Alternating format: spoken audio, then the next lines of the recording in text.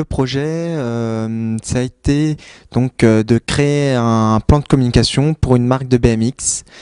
Alors nous allons aider une entreprise, une association franco-américaine donc, qui est implantée aux États-Unis depuis 2009 à s'installer en France et à travailler avec des jeunes de banlieue. Moi, j'ai fait un projet avec une agence d'aide à domicile qui s'appelle l'APEF Service.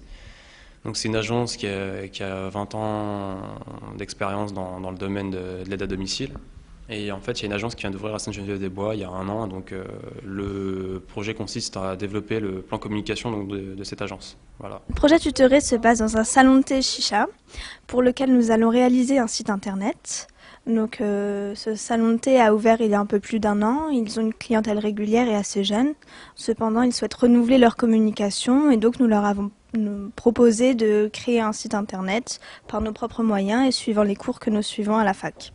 Le projet Tutoré, c'est une occasion pour nous élèves de développer un projet en commun, en groupe, de développer notre savoir-faire, de développer et de partager dans un milieu professionnel notre savoir scolaire. Au niveau de la communication, c'est vraiment construire une stratégie, un plan et développer les différents outils qu'on a pu voir en théorie et les mettre en pratique.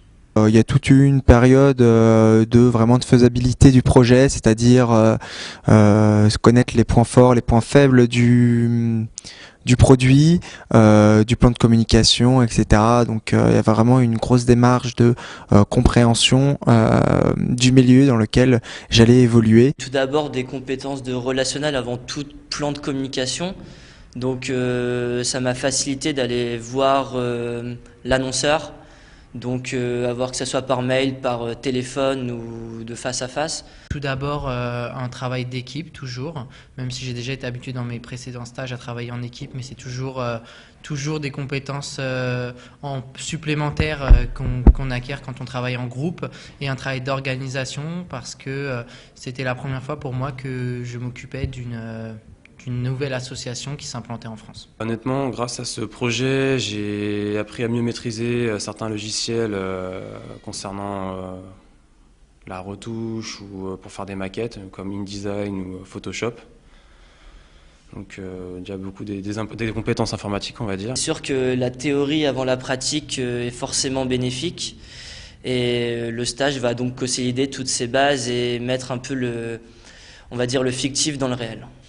J'ai appris à être plus rigoureux dans ma façon de travailler et je pense que c'est un gros atout aujourd'hui pour mon projet donc professionnel lors de mon stage et pour ma vie future plus tard. Voilà.